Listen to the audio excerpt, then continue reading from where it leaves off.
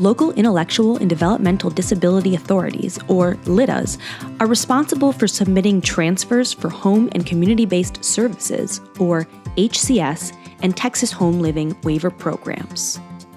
This includes 3608 and 8582 Transfer Individual Plans of Care, or IPCs, and Individual Movement, or IMT, Local Authority, or LA reassignments.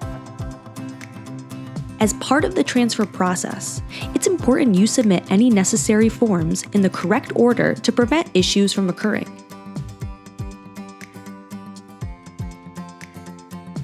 During this video, we'll look at several transfer scenarios and discuss best practices for entering transfers in the correct order.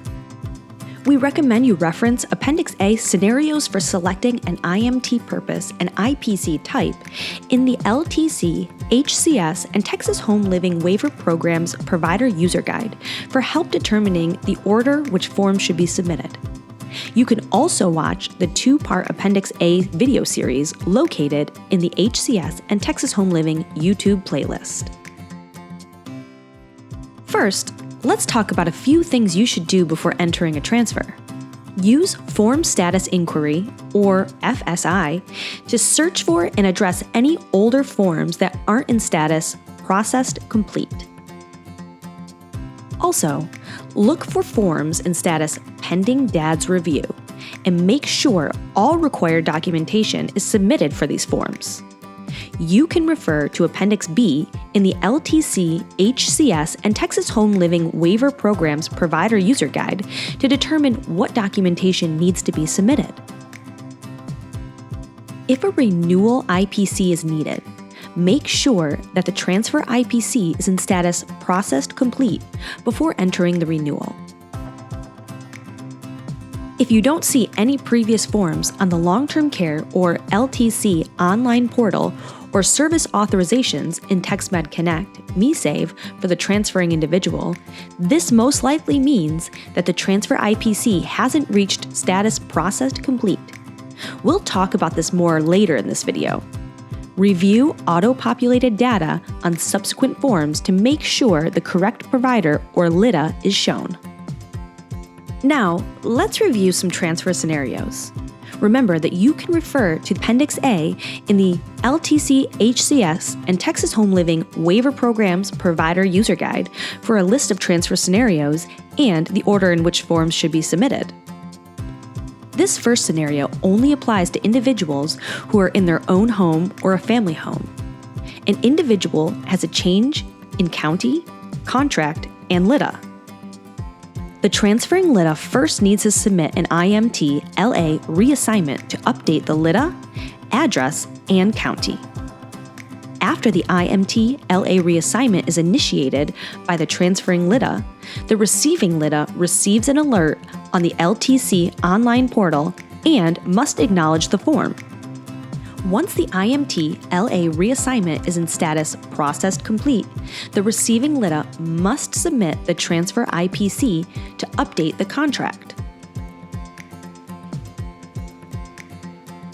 On the IMT-LA reassignment, the transferring LIDA checks the box next to field 11A, Is provider also changing, to indicate that the provider on the form is changing.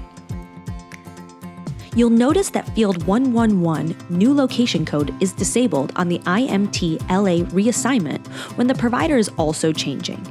This means that the receiving LIDA needs to enter the new location code on the transfer IPC.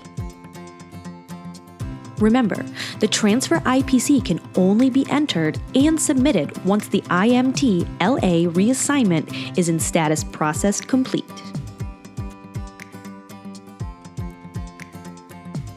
When the effective date of a transfer is the same as the effective date of a renewal, LIDAs need to submit the IPC transfer at renewal instead of submitting two separate transfer and renewal forms. In a scenario where a transfer is occurring before a renewal is due, the LIDA first needs to submit the transfer IPC. Then, either the receiving HCS provider or LIDA needs to enter the renewal IPC. Remember, LIDAs will enter renewals for all individuals enrolled in Texas Home Living and individuals enrolled in HCS who are self-directing all their services. In the event the renewal IPC is entered and is in status processed complete before the transfer IPC is processed, the renewal IPC will need to be inactivated and then re-entered. The form submitter will know this has occurred because they'll see a renewal is populating with the transferring provider's information. The transferring provider will need to contact HHSC to have any service authorizations removed. Reference the LTC, HCS, and Texas Home Living Waiver Programs Provider User Guide for more information on submitting transfers. You can also visit the HCS and Texas Home Living playlist on YouTube for more helpful videos. Don't forget to like this video and subscribe to the TMHP YouTube channel. Thanks!